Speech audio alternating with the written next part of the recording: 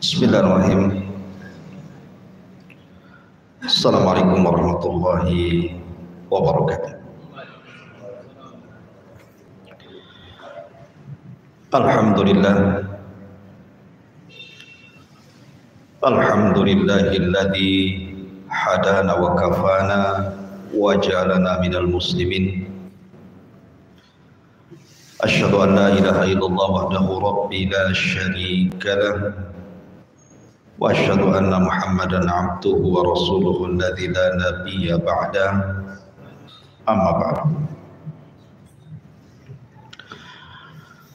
Alhamdulillah, di malam hari ini kembali kita bisa duduk di Masjid Al-Fajri Jodoh, Batam, dan kita masih melanjutkan kajian kita Siratul Mustafa alaihi salatu wassalam. Dan kemarin kita masih membahas tentang hijrah Rasul sallallahu alaihi wasallam. Malam ini kita akan fokus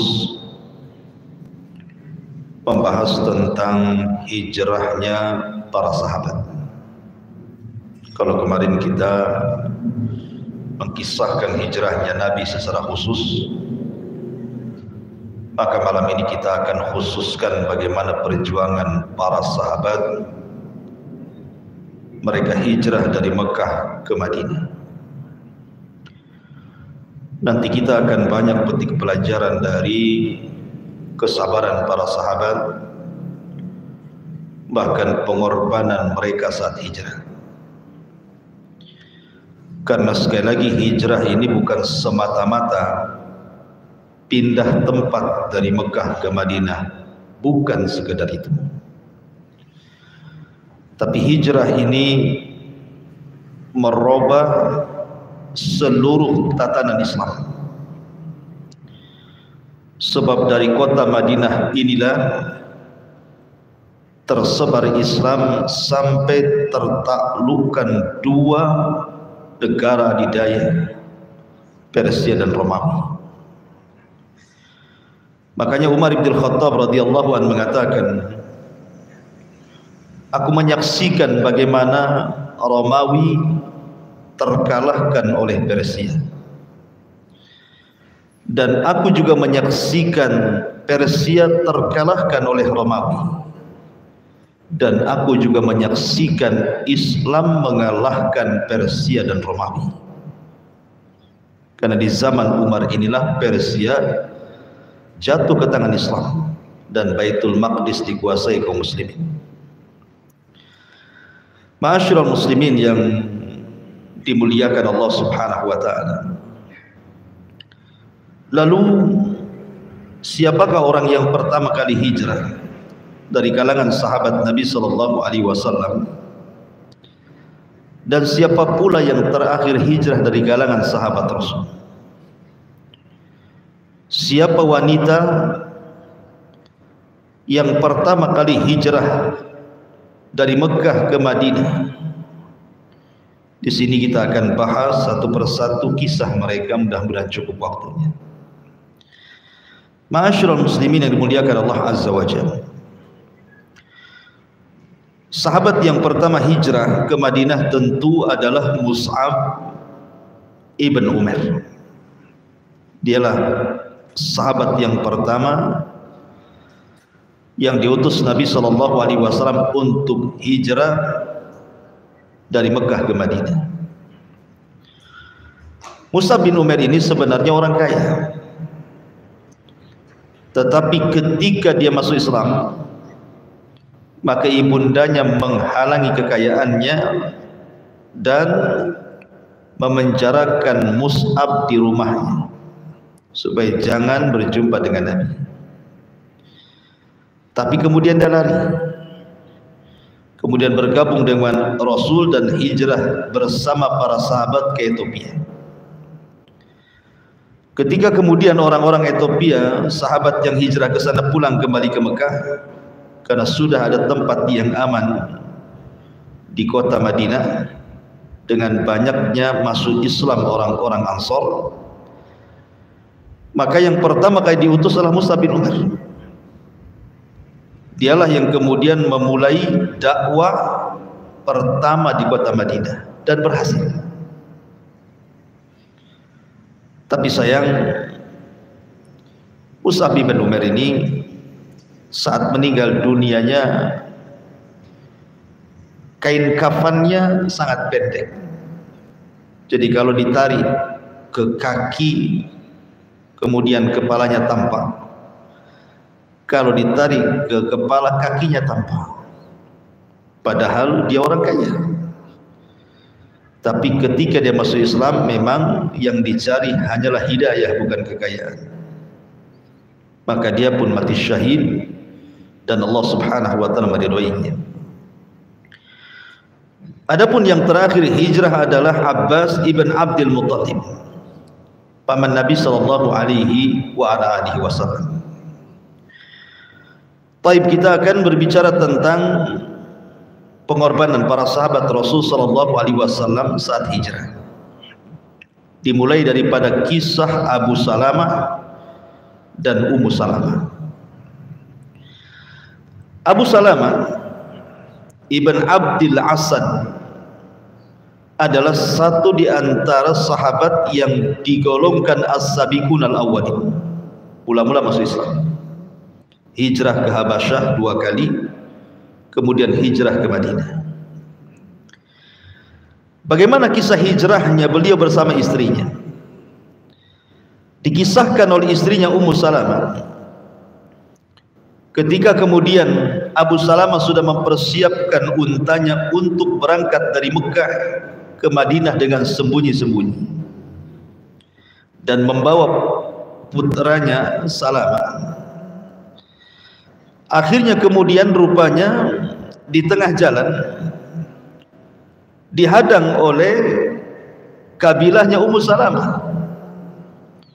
Kabilahnya Ummu Salamah Bani Mughirah, agar Abu Salamah tidak boleh membawa istrinya, dilarang sama kabilahnya. Akhirnya kemudian Abu Salamah pun kalau memang tidak diboleh dibawa istrinya, maka dia akan bawa anaknya. Tapi anaknya pun tidak boleh dibawa. Terdengarlah oleh kabilah Bani Asad. Bani Asad ini kabilahnya Abu Salamah. Kalau Bani Mughirah kabilahnya Ummu Salamah. Bani Asad dimarah.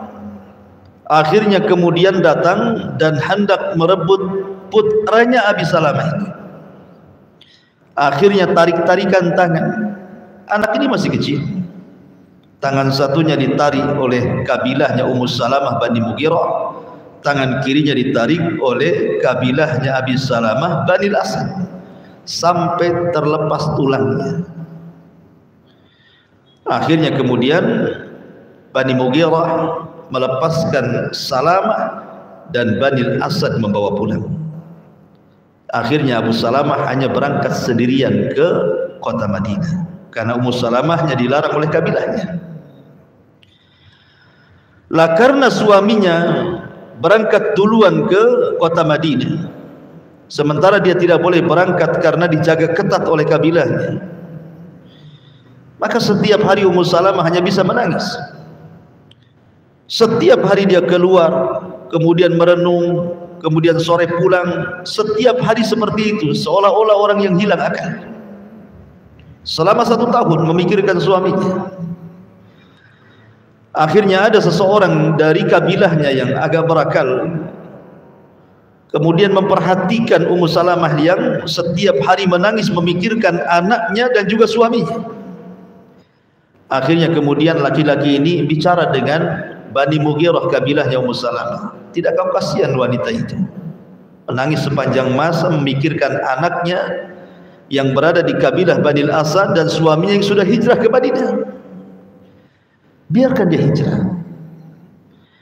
Akhirnya kemudian Ummu Salamah pun diizinkan untuk menyusul suaminya ke Madinah. Ketika mendengar Ummu Salamah akan menyusul suaminya ke Madinah, datanglah Bani Asad menyerahkan Salamah untuk dibawa pergi. Akhirnya Ummu Salamah pun berjalan berdua bersama anaknya Salamah. Bayangkan, Mekah Madinah itu 500 kilometer, jauh. Sementara harus melewati padang pasir, perbukitan, dan dia seorang wanita bersama anak kecil. Hijrah berdua bersama anak kecil. Sementara dia pun tidak tahu jalannya kemana. Dia hanya berjalan saja. Tapi qadar Allah Subhanahu wa ta'ala, di tengah jalan berjumpa dengan Uthman ibn Talha.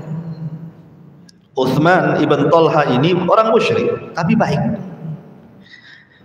Melihat ada seorang wanita bersama anaknya berjalan menyelusuri jalan dan ingin ke kota Madinah, ditanya, "Wahai perempuan, wahai ibu, hendak pergi ke mana?" Maka Ummu Salamah mengatakan, "Aku ingin menyusul suamiku yang sudah pergi dahulu ke Madinah. Aku tidak tahu Madinah di mana." Akhirnya kemudian Uthman ibn Talha ini, walaupun dia musyrik, tetapi dia sangat mengagungkan perempuan. Akhirnya diantar. Disuruhnya dia naik ke atas untanya, kemudian berangkat sampai datang di kota Madinah. Kemudian kata Uthman ibn Talha, "Wahai ibu, di depanmu itu Madinah. Boleh jadi itu kampung suamimu. Berangkatlah ke sana." Akhirnya Uthman ibn Talha kembali ke Mekah.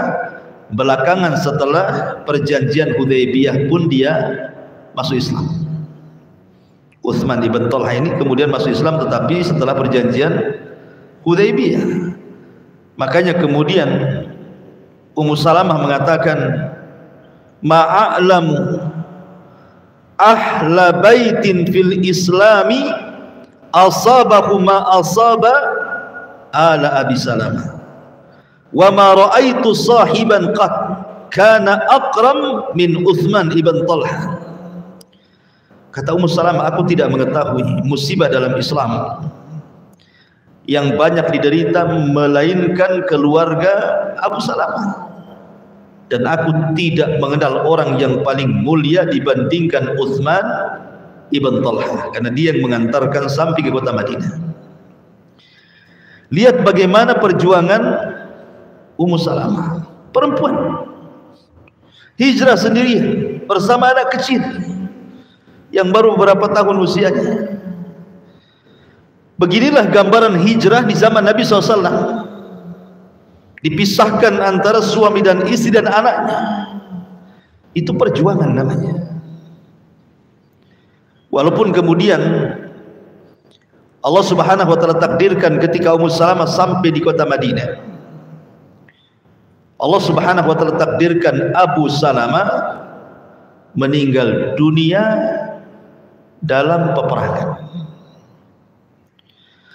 Ketika Abu Salamah meninggal dunia, maka Nabi SAW datang kepada Ummu Salamah. Kata Nabi SAW, "Ya Umma Salamah, quli Allahumma hjurni fi musibati." Wahai Ummu Salamah, katakan, "Ya Allah, berikan pahala kepadaku atas musibah yang menimpaku." Di sini sunnah kalau antum kena musibah, berdoanya seperti itu. Jadi kalau antum seandainya Allah takdirkan kena musibah, entah mungkin kesehatannya, entah ekonominya, entah masalah keluarga, masalah anak, pokoknya musibah apa saja, maka katakan, "Allahumma hjurni fi musibati." Ya Allah, berikan ganjaran kepadaku atas musibah yang menimpaku. Karena orang yang terkena musibah itu bukan berdoa seperti itu, yang ada disalahkannya Allah Subhanahu wa ta'ala. "Ya Allah, kenapa mesti aku teruslah yang kena masalah ini? Kenapa enggak tetangga sebelah saja?" Jadi Allah jadi disalahkan. Jadi Harusnya kita berdoa, ya Allah, enggak apa-apa musibah kau timpakan, tapi tolong berikan pahala atas musibah ini. Tetapi Rasulullah SAW mengatakan kepada Ummu Salamah, tidak sampai di sini. Wahai Ummu Salamah, katakan juga, Allahumma khluf li khairan min ahli. Katakan juga wahai Ummu Salamah, ya Allah, gantikan kepadaku laki-laki yang jauh lebih baik daripada Abu Salamah. Kata-kata yang kedua, Ummu Salamah tidak mau mengucapkannya. Kenapa? Karena Ummu Salamah itu cinta mati kepada Abu Salamah. Tidak mau dia. Bahkan saat menjelang wafatnya Abu Salamah, berwasiat kepada Ummu Salamah, wahai Ummu Salamah, kalau seandainya aku meninggal duluan, tolong jangan kau menikah dengan siapapun. Tapi kalau seandainya engkau yang menikah duluan, aku berjanji tidak akan menikah selamanya sampai aku mati. Biar kita menjadi pasangan suami istri di surga. Itu wasiat suaminya.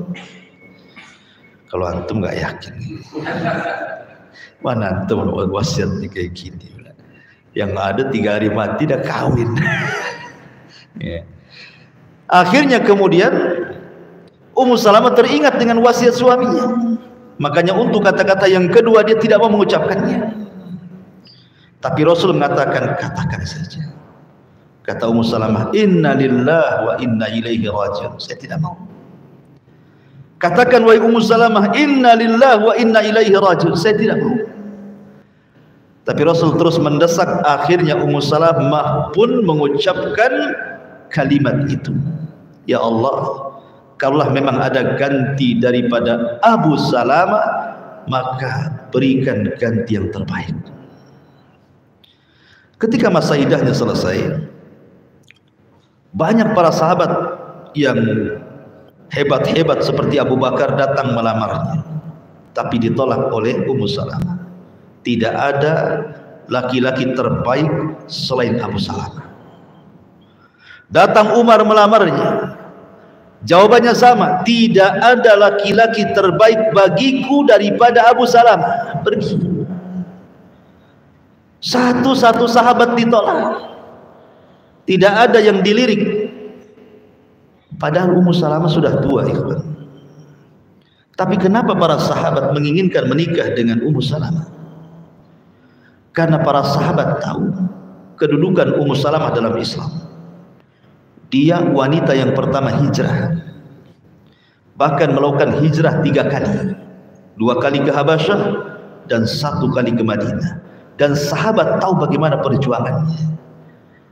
Jadi para sahabat ingin menikah dengan Ummu Salamah bukan kecantikan, dia tidak cantik, bukan karena kaya, dia miskin, bukan karena gadis banyak anaknya, tetapi karena kemuliaan.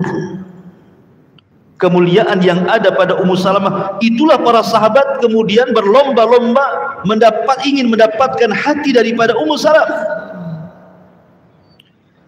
Kalau seandainya antum diberikan 2 pilihan, janda usianya 50 tahun, rajin sholat, rajin puasa, hafal Quran. Yang satunya gadis 15 tahun, bego, cantik, kaya. Kira-kira milih yang mana tuh? Nggak yakin yang janda. Pasti yang gadis kan gitu. Karena di zaman sekarang itu kadar iman kita ini rendah. Akhirnya kemudian setelah banyak para sahabat meminang Ummu Salamah, semua ditolak. Tiba-tiba Nabi SAW pula datang meminang Ummu Salamah. Kira-kira Ummu Salamah berani mengatakan bahwa tidak ada laki-laki terbaik daripada engkau melainkan Abu Salamah? Mana berani di hadapan Nabi ngomong begitu kan? Jelas Nabi lebih baik daripada Abu Salamah kan begitu. Tapi Ummu Salamah mencari alasan, menolak halus bahasanya, dan mengatakan, ya Rasulullah, bukan aku tidak menerima pinangan, Pertama, aku ini sudah tua. Yang kedua, anak-anakku banyak. Yang ketiga, aku wanita pencemburu. Istrimu banyak. Tapi Nabi SAW kemudian tidak memberikan jawaban kecuali setelah beberapa hari. Baru Rasul datang memberikan jawaban. Ya Ummu Salamah, adapun kau tua, aku juga tua. Salah orang tua menikah dengan orang tua. Adapun anak-anakmu, anak-anakku juga. Makanya kalau antum menikah dengan janda banyak anak, jangan mau sama ibunya saja, harus mau juga anak-anaknya. Adapun sifat pencemburumu, aku akan berdoa kepada Allah semoga Allah hilangkan. Akhirnya Rasul berdoa kepada Allah, hilanglah cemburunya Ummu Salamah. Cuman lafadznya nggak ada. Kalau ada saya kasih. Lah ketika Nabi SAW sudah menikah dengan Ummu Salamah, suatu malam ketika Rasul berada di giliran Ummu Salamah, Ummu Salamah bertanya 3 soalan. Soalan yang pertama, Rasul, bagaimana dengan seorang wanita salehah menikah dengan laki-laki saleh, kemudian laki-laki saleh ini mati syahid, kemudian wanita ini menikah lagi dengan laki-laki saleh yang lainnya, dan laki-laki saleh yang kedua pun mati syahid, akhirnya wanita ini pun meninggal juga. Tiga-tiganya masuk surga. Kira-kira wanita ini akan memilih suami yang mana? Yang pertamakah atau yang kedua? Kenapa Ummu Salamah bertanya soal ini? Sebenarnya dia bertanya soal dirinya sendiri. Dia punya suami soleh, Abu Salamah, mati syahid. Sekarang dia menikah dengan Nabi. Kalau Nabi meninggal, Ummu Salamah meninggal, tiga-tiganya masuk surga, gitu maksudnya. Kira-kira saya akan dijodohkan dengan siapa? Maka Nabi SAW mengatakan, engkau akan menikah dengan suamimu yang terakhir. Maknanya dia akan menikah di surga dengan Rasul. Bagaimanapun dia akan memilih suami yang terakhir.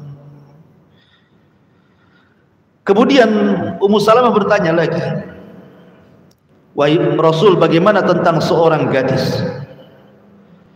Dia salehah, rajin ibadah, tetapi karena keinginannya untuk ibadah dia lupakan sampai dia tidak menikah. Karena rajin ibadah, akhirnya tidak nikah dia, meninggallah dia, kemudian masuk surga. Kira-kira dia akan menikah dengan siapa di surga? Maka Nabi SAW mengatakan dia akan menikah dengan laki-laki dunia yang soleh, yang belum menikah kemudian meninggal dan masuk surga. Kemudian pertanyaan yang ketiga Rasul,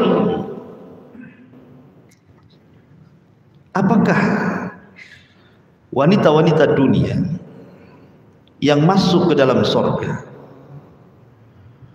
lebih indah mana, bidadari surga ataukah wanita-wanita dunia yang masuk surga? Karena kan Al-Quran tidak menjelaskan tentang wanita-wanita dunia yang masuk surga kan? Al-Quran itu menjelaskan soal bidadari saja, bagaimana keindahan mereka, kemolekan mereka, dan begitu seterusnya. Karena tidak dijelaskan, maka Ummu Salamah bertanya,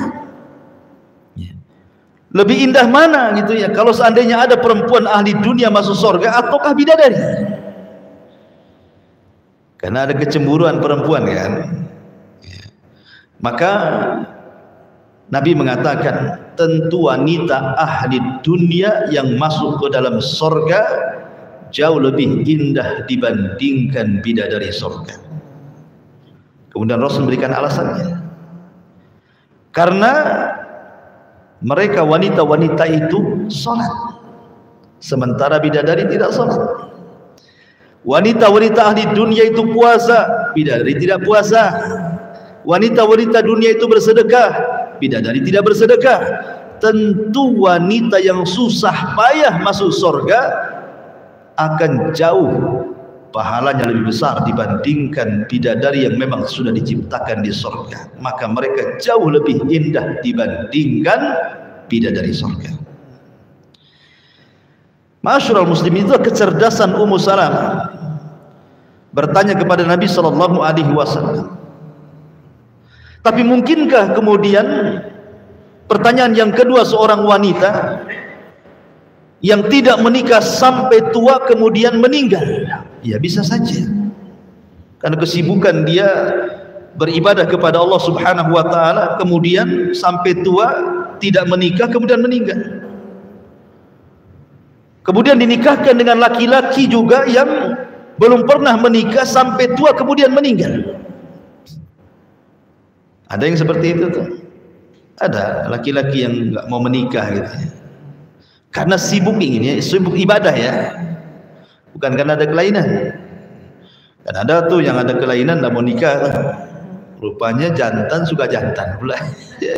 Cuma mau nikah pula kayak gini kan. Ya. Karena ada kisah, ya ada kisah juga pernah atau belum saya kisahkan, kisah tentang Haizan. Jadi di Arab Saudi itu ada laki-laki namanya Haizan, usianya 60 tahun. Kisah Haizan ini sampai terbit di koran-koran Arab gara-gara rebutan hak asuh orang tua sampai ke pengadilan. Jadi Haizan ini dia adalah orang yang paling berbuat baik kepada ibunya. Saking ingin melayani ibunya, dia tidak mau meninggalkan ibunya. Satu hari pun dia tidak mau meninggalkan ibunya. Sampai akhirnya kemudian dia pun menua sampai tidak menikah hanya karena ingin merawat ibunya. Sehingga ketika ibunya sudah tua, dia pun sudah tua. Betul-betul dia tidak mau menikah karena dia khawatir kalau dia menikah dia tidak bisa maksimal merawat ibundanya. Coba bayangkan, ada orang seperti ini, dia tidak mau menikah sama sekali, bukan karena tidak suka dengan perempuan, tidak, tapi dia takut ibunya tidak kerawat. Luar biasa Haizan, sampai usianya 60 tahun dia masih tetap merawat ibundanya. Ya tentu ibundanya sudah tua kali kan begitu. Dianya sendiri sudah 60 tahun.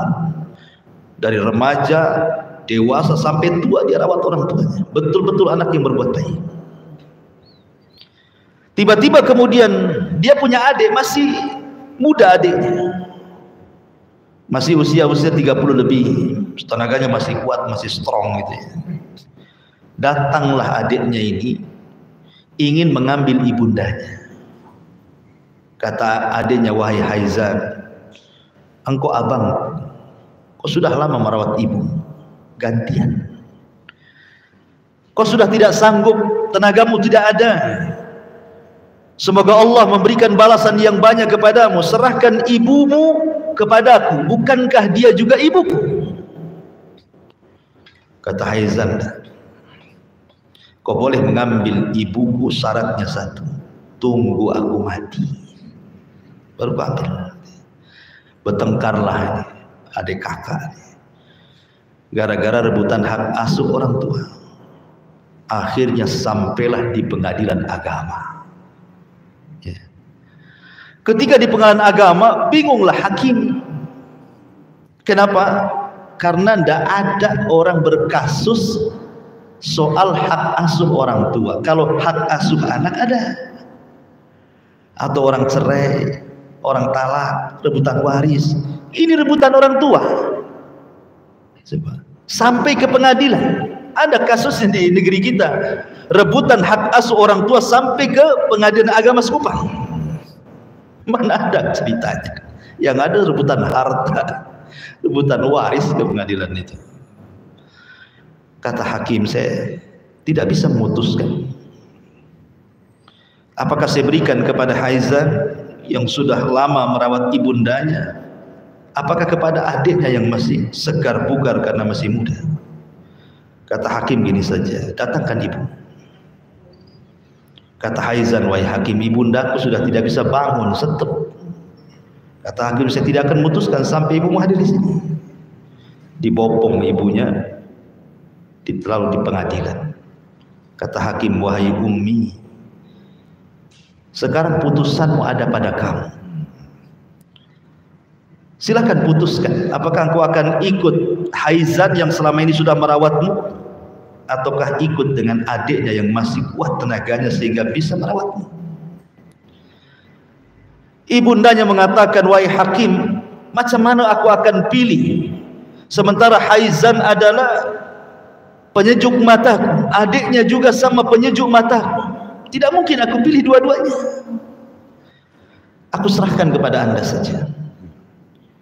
Maka hakim pun kemudian berpikir sesaat dan mengatakan, wahai Haizan, engkau sudah lama merawat ibunda.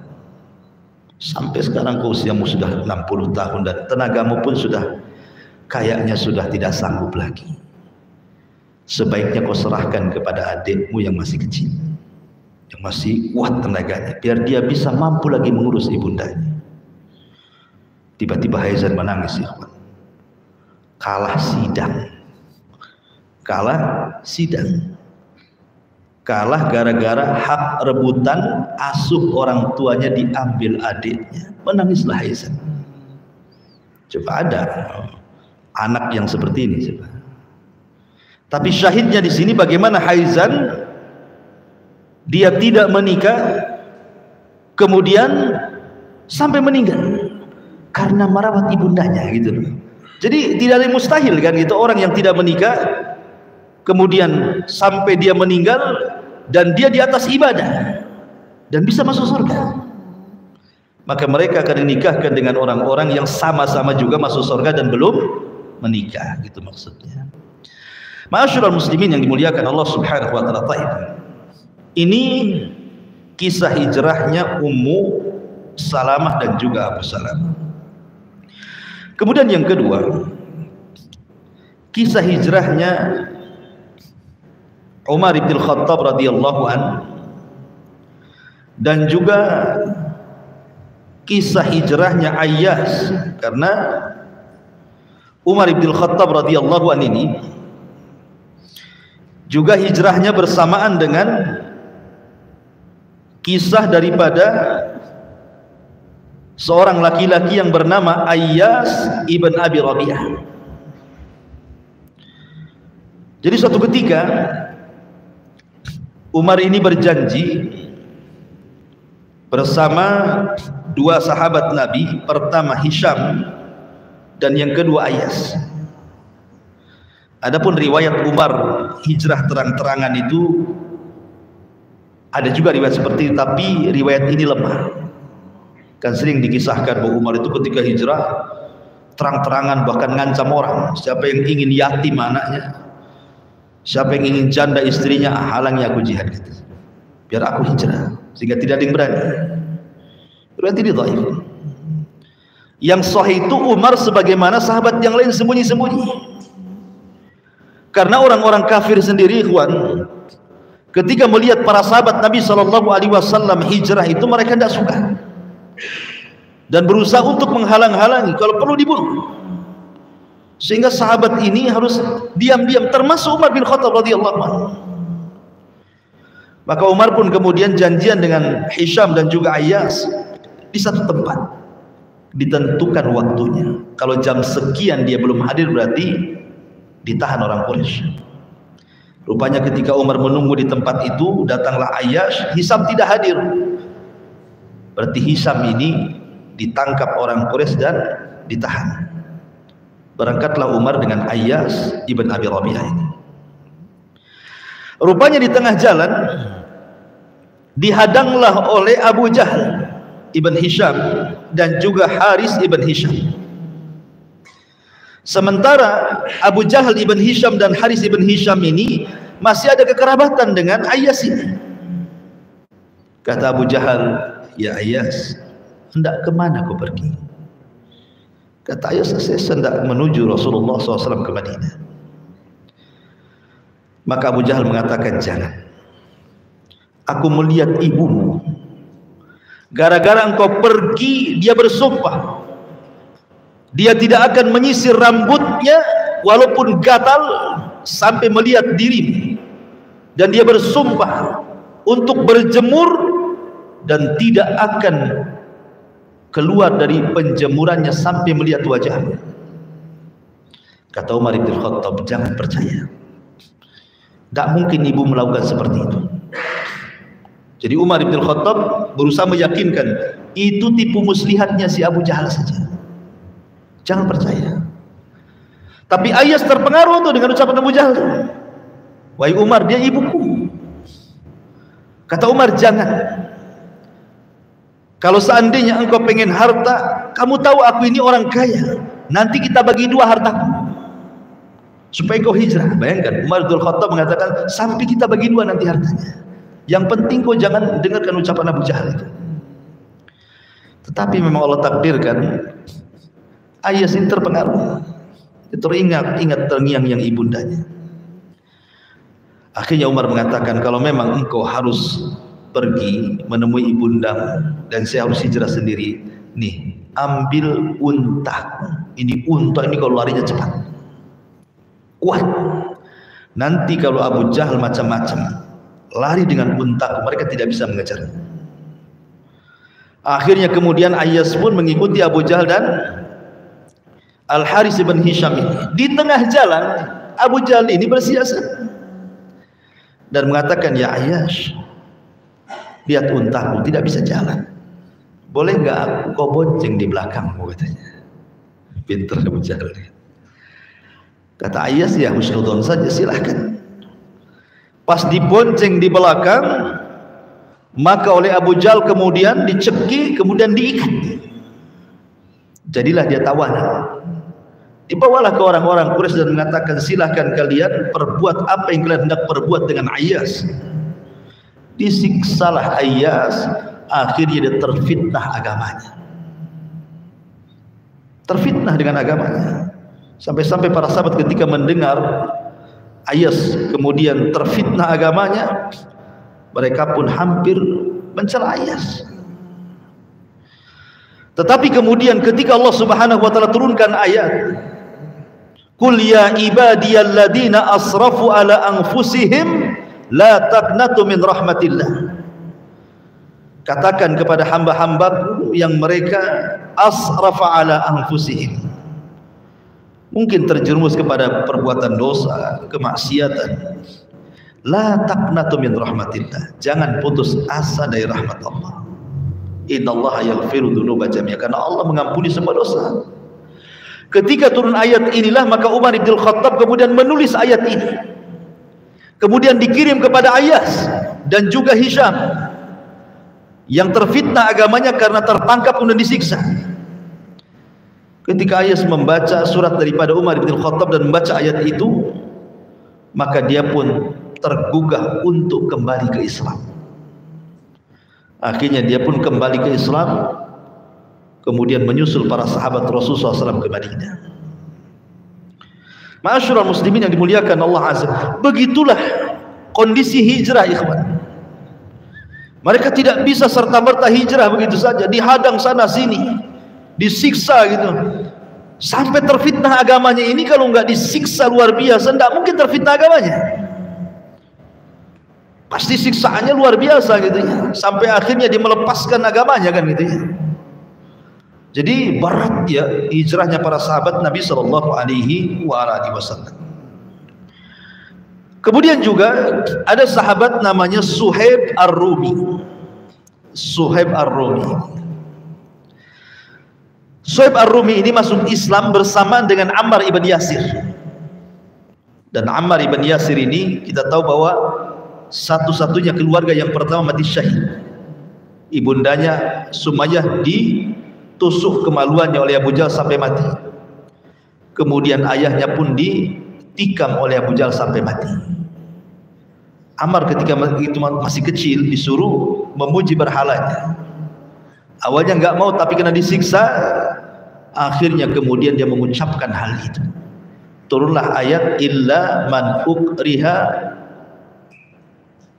kecuali orang-orang yang dipaksa gitu ya. Wa qalbu mutmainnun bil iman, sementara hatinya masih penuh dengan keimanan, maka tidak mengapa mengucapkan kalimat seperti itu. Suhaib Ar-Rumi dengan Ammar ibn Yasir ini sama-sama itu masih Islam dari Arqam. Lah kita tahu bahwa Suhaib Ar-Rumi ini ikhwan diberkahi oleh Allah Subhanahu wa taala, ahli berniaga sampai kaya raya. Jadi salah satu daripada sahabat yang Allah berikan kekayaan di Mekah, kaya. Ketika kemudian Islam mulai ditekan di kota Madinah, di kota Mekah, sehingga pada hijrah ke Madinah, dia pun segera mengemas kekayaannya dan hendak dibawa ke Madinah. Semua kekayaannya dibawa. Tentu kalau zaman dulu kekayaan itu kan berupa emas kan itu ya. Zaman dulu kan itu ya. Investasinya kan biasanya kalau orang-orang tua dulu kan dibelikan emas. Diberikan emas, jarang ditabungkan di bank. Zaman dulu kan juga nggak ada bank, maka biasanya investasinya kepada emas ya. Oh ya, kadang-kadang ibu itu semuanya ada emasnya, mulai kaki, leher, tangan, kayak wayang jalan gitu kan, kuning semua. Jadi akhirnya dibawa kekayaannya, di tengah jalan tiba-tiba dihadang oleh pasukan orang Quraisy. Kemudian orang-orang Quraisy mengatakan, ya Suhaib, dulu engkau miskin, kemudian kau kaya. Kami tidak rela kekayaan kamu dibawa ke Madinah. Akhirnya kemudian Suhaib mengatakan, bagaimana kalau seandainya aku berikan penawaran kepada kalian, saya serahkan semua kekayaan aku kepada kalian dan saya akan sebutkan di mana saja kekayaan yang aku sembunyikan, kalian ambil. Tapi tolong jangan halangi aku hijrah. Kalau kalian tetap menghalangi hijrah, kalian tahu aku ini ahli pemanah. Di tanganku ada beberapa anak panah. Aku bisa memanah kalian satu persatu dan akan tepat. Selepas habis anak panahku, terserah kalian mau apakan aku, katanya. Akhirnya deal-dealan, ya sudah, kalau berangkat saja, tapi jangan membawa apapun kecuali pakaian di badan. Jadi hartanya disita semua sama orang-orang Quraisy. Kemudian dia safar dengan badan dan pakaian yang ada melekat di badan saja. Sampai di Madinah berjumpa dengan Nabi SAW. Maka Rasul memuji dan mengatakan, rahiba bai'u Abi Yahya, semoga beruntung jual belinya Suhaib Ar-Rumi Abi Yahya. Begitu para sahabat. Coba, bisa loh dia berkorban, hartanya dikasihkan semuanya sama orang. Yang penting jangan ganggu agama saya. Zaman sekarang terbalik, saya siap murtad, kasihkan hartamu kepada saya. Kalau zaman sekarang kan itu, saya siap murtad, kasih harta saya. Karena banyak tuh perempuan-perempuan di zaman itu, terutama di Batam tuh, yang kurang iman, dapat jodoh orang luar negeri, boleh-boleh kafir, ya kan? Hanya gara-gara dibelikan rumah di Sukajadi bisa pindah agama, tuh kan? Gara-gara dikasih rumah Sukajadi itu pindah agama. La haula wala quwata illa billah. Dia tidak sadar kalau hanya ingin mendapatkan rumah seperti rumah di Sukajadi, cukup baca qul huwallah 10 kali. Kata Rasul, barang siapa yang membaca qul huwallah 10 kali, Allah bangunkan satu istana di surga. Nggak ada apa-apanya rumah Sukajadi dengan istana di surga ya. Antum pengen berapa? Tiap hari saja 10 kulhu, 10 kulhu, sebulan dah dapat antum berapa? 30 istana. Masalahnya nggak bisa dilihat, dikeker pun tidak bisa. Akhirnya nggak yakin, seolah-olah kalau cerita kayak gini kayak dongeng jadinya. Karena kayak dongeng itulah nggak yakin. Makanya kenapa di permulaan Al-Baqarah ciri pertama orang yang bertakwa itu alladzina yu'minuna bil ghaib. Itu permulaan Quran itu. Supaya kita yakin gitu ya. Sebab kalau nggak yakin ya gitu akhirnya kufur dengan yang gaib. Ma'asyiral muslimin yang dimuliakan Allah Subhanahu wa taala, dari sini menunjukkan bahwa rupanya hijrah ini perlu pengorbanan. Ya. Kemudian juga ma'asyiral muslimin yang dimuliakan Allah Azza wa Jalla, ada kisah dari seorang sahabat namanya Abdul Uzza Al-Muzani. Abdul Uzza Al-Muzani. Abdul Uzza Al-Muzani ini anak yatim, tetapi kemudian dirawat pamannya, dan pamannya ini pimpinan kaum dan orang kaya. Saking kayanya, keponakannya Abdul Uzza Al-Muzani ini tidak sembarang memakai pakaian. Pakaiannya itu pakaian impor, harus dari Syam, dari Yaman, pakaian yang bagus-bagus. Di usia 16 tahun itu memang betul-betul dandani betul, diberikan kekayaan karena memang dia pimpinan kaum dan dia orang kaya pamannya itu. Dan sayang dengan keponakannya karena sudah diangkat jadi anaknya. Abdul Uzza Al-Muzani. Tiba-tiba kemudian dia dikejutkan dengan beberapa para sahabat yang hijrah dari Mekah ke Madinah melewati kabilahnya. Kemudian kata Abdul Uzza Al-Muzani ini, siapa kalian? Maka sahabat mengatakan, kami orang Mekah. Hendak kemana kalian? Hendak ke Madinah. Apa tujuan kalian ke Madinah? Maka dia mengatakan, kami tidak bisa beribadah di Mekah dan kami harus hijrah ke Madinah. Karena Nabi kami memerintahkan untuk hijrah ke Madinah. Ketika disebut Nabi kami, apakah ada Nabi? Ya, ada Nabi. Apa buktinya? Kemudian sahabat ini membacakan beberapa ayat Al-Quran, kemudian pergi. Kemudian datang lagi beberapa sahabat, ditanya lagi, sama juga, akhirnya dibacakan Quran, pergi lagi.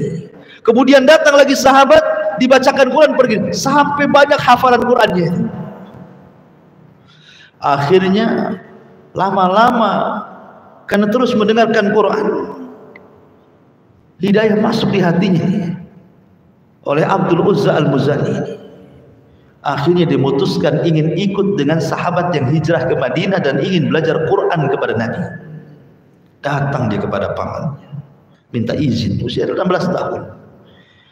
Dia mengatakan, wahai pamanku, aku melihat orang-orang itu tidak mungkinlah keluar dari Mekah menuju Madinah karena sebuah keimanan yang mantap. Kalau itu sebuah kebatilan mustahil, pasti itu sebuah kebenaran. Izinkan aku hijrah. Marah pamannya.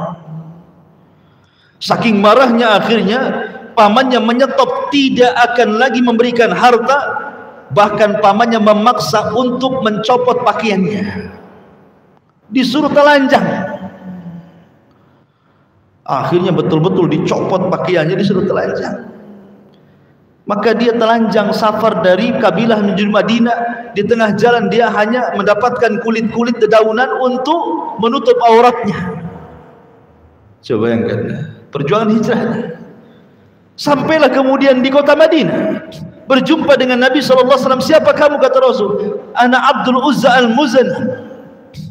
Kemudian diceritakan kisahnya kenapa dia sampai mau hijrah dan mau masuk Islam. Maka Nabi SAW sampai takjub dan mengatakan, ya Abdul Uzza Al-Muzani, engkau bermulazamah denganku. Kau duduk saja di pintu rumah, aku akan bacakan ayat-ayat Al-Quran kepadamu. Sejak itulah dia pakar Quran. Ya kan? Ini kisah-kisah hijrah para sahabat luar biasa. Kok bisa seperti itu? Padahal dia sudah kaya raya, sudah enak hidupnya, hanya gara-gara informasi tentang Islam Allah berikan hidayah, nggak peduli dengan kekayaannya. Itu orang dulu. Bagi mereka harta itu tidak ada apa-apanya dibandingkan hidayah Allah Subhanahu wa taala. Kaidah itu mahal bagi mereka, ikhwan. Ma'asyiral muslimin yang dimuliakan Allah Subhanahu wa taala.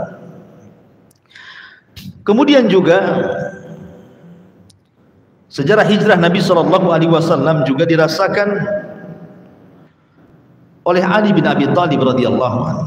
Karena Ali ini kan hijrahnya sudah saya ceritakan kemarin, dia menyusul Nabi. Kenapa Ali ditahan oleh Nabi sallallahu alaihi wasallam dan tidak ikut hijrah bersama dia dan Abu Bakar? Karena ada barang-barang titipan orang Quraisy yang belum sampai ke pemiliknya. Maka Rasul meminta agar barang-barang itu dikembalikan ke pemiliknya, baru kau susul aku ke Madinah. Luar biasa. Bahkan Ali sempat tidur di tempat tidurnya Nabi yang ketika itu rumahnya dikepung oleh pasukan Quraisy. Bisa saja kalau seandainya mereka membakar rumah itu, meninggal Ali di situ. Tapi hijrah bukannya sekedar hijrah. Hijrah itu pengorbanan. Ma'asyiral muslimin yang dimuliakan Allah Azza wa Jalla. Mungkin banyak kisah-kisah, tapi juga waktu yang terus berjalan. Saya ingin titik beratkan, kenapa hijrah ini momentum yang sangat-sangat luar biasa dalam Islam. Sampai-sampai Umar bin Khattab radhiyallahu an di zaman dia menjadi khalifah. Kan perkembangan Islam kan luar biasa di zaman Umar kan, sampai ke Persia kan. Takluk Persia, Mesir, Yaman, takluk di tangan Islam. Sehingga akhirnya pusat dengan daerah itu semakin jauh jaraknya. Pusatnya di Madinah, tapi perkembangan Islamnya sampai ke Iran. Ya kan, sampai ke Syam sana kan jauh tuh jaraknya. Sehingga di zaman itu hanya bisa melalui surat menyurat. Masalahnya surat menyurat di zaman itu tahunnya belum ada. Seperti namanya di Mekah, mereka menggunakan tahun itu dengan peristiwa yang berlaku. Karena belum ada tahun. Tanggal ada, hari ada, bulan ada, tahun pula tak ada. Makanya kalau seandainya orang lahir, umpamanya nih hari ini terjadi gempa, kemudian 3 hari setelah gempa antum lahir, maka tahun kelahiran antum itu tahun gempa, gitu. Ya kan? Ataupun antum 5 hari setelah tsunami, berarti lahir antum itu tahun tsunami. Makanya ketika kemudian tragedi Perang Gajah itu 50 hari setelahnya kemudian lahir Nabi, maka tahun kelahiran Nabi disebut tahun Gajah. Begitu orang-orang dulu kalau membuat tahun itu. Ya, jadi belum ada almanak. Ya. Sementara Mekah punya almanak sendiri gitu ya, Yaman sendiri, Syam sendiri, sehingga terkadang surat menyurat ini salah paham. Kadang tidak terbaca, kadang surat lama dan macam-macam, sehingga terjadi salah paham di antara para sahabat. Akhirnya kemudian banyaklah sahabat-sahabat senior dari kalangan veteran-veteran Badar berkumpul kepada Amirul Mukminin, wahai Amirul Mukminin, bagaimana kalau seandainya kita buat almanak, penanggalan, supaya sama, supaya dalam surat menyurat itu jelas tanggalnya, bulannya, tahunnya, sehingga tidak salah paham. Kita samakan saja, baik yang ada di Syam, di Mesir, di Yaman, di Madinah, di Mekah, kita samakan kan enak. Akhirnya kemudian Umar pun setuju. Kata Umar bin Khattab, lalu bagaimana cara penentuan tahunnya? Maka sebagian sahabat mengatakan, bagaimana kalau kita ambil dari tahun wafatnya Nabi? Yang lain mengatakan, bagaimana kalau diambil dari awal diutusnya Nabi? Yang lain mengatakan, bagaimana kalau diambil dari awal peperangan Nabi? Macam-macam.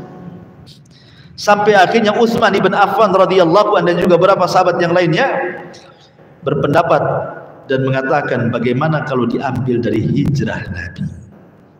Umar cocok dengan hijrah. Kenapa?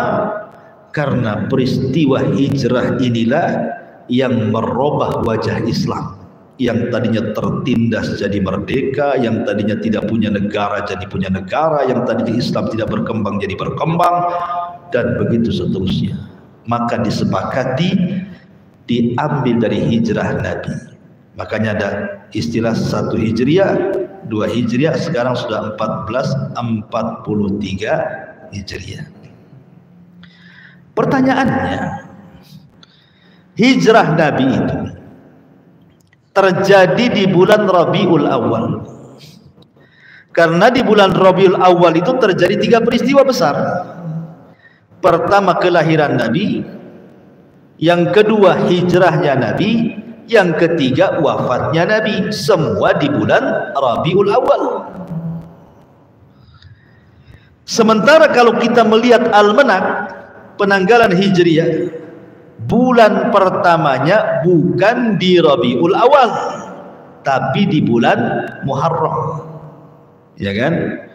Bulan Muharram itu bulan pertama dalam Islam kan? Sementara di bulan Muharram itu tidak terjadi hijrah. Hijrah itu terjadi di bulan Rabiul Awal. Harusnya penanggalan bulan pertama itu dimulai Rabiul Awal kan gitu. Karena kejadian hijrah itu di bulan Rabiul Awal. Kenapa diletakkan Muharram? Ini ada sejarah lagi.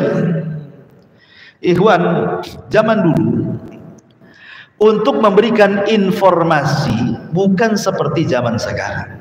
Jangankan zaman dulu sekali, di zaman Umar ya.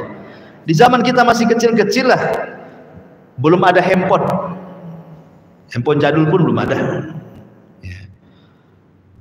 Masih pakai paling handphone yang di jalan-jalan itu pakai koin tuh. Kan ada tuh pakai uang 100. Ya, kadang-kadang nggak pernah masuk, keluar lagi. Baru ada wartel gitu ya, baru ada handphone gitu ya.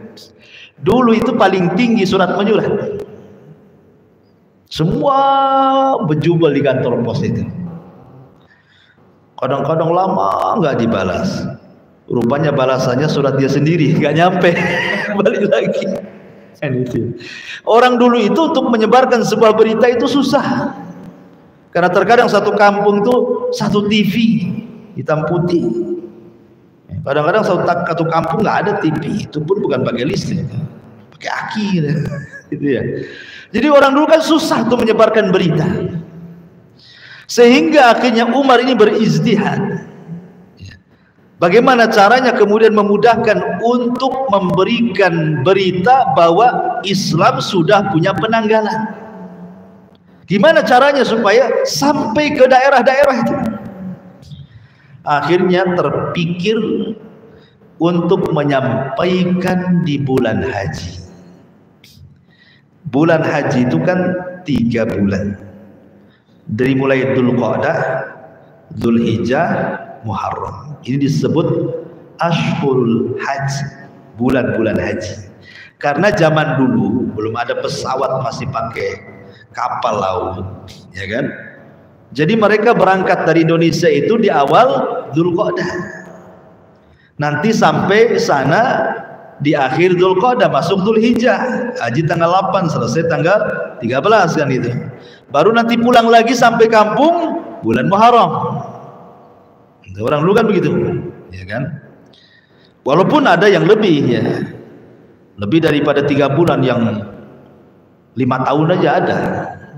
Ketika ada seorang laki-laki datang kepada Abdullah ibn Sirin.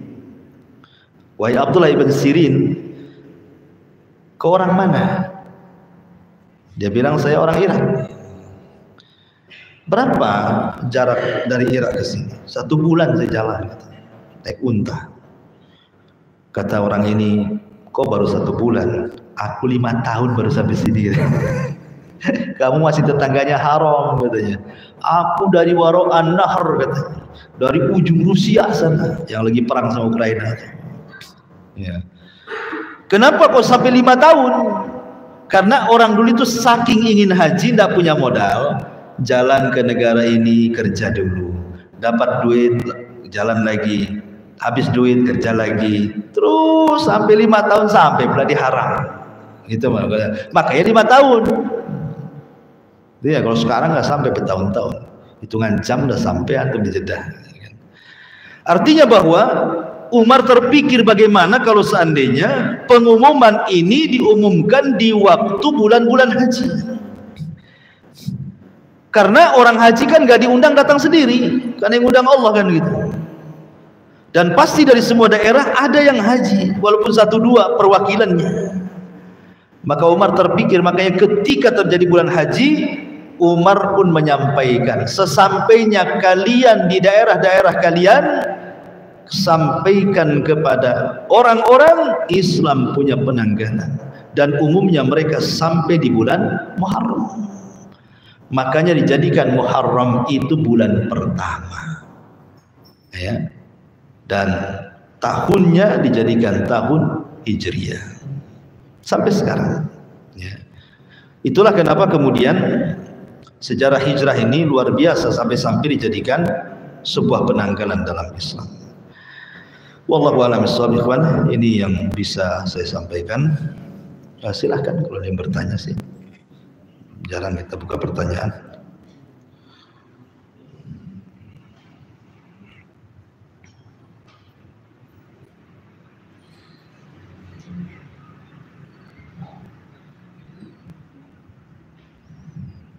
Atau dari YouTube mungkin.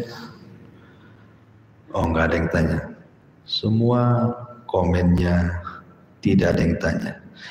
Baik, kita tutup dengan kafaaratul majelis. Subhanaka wa bihamdika, asyhadu an la ilaha illa anta, astaghfiruka wa atubu ilaik. Allahu ta'ala. Assalamualaikum warahmatullahi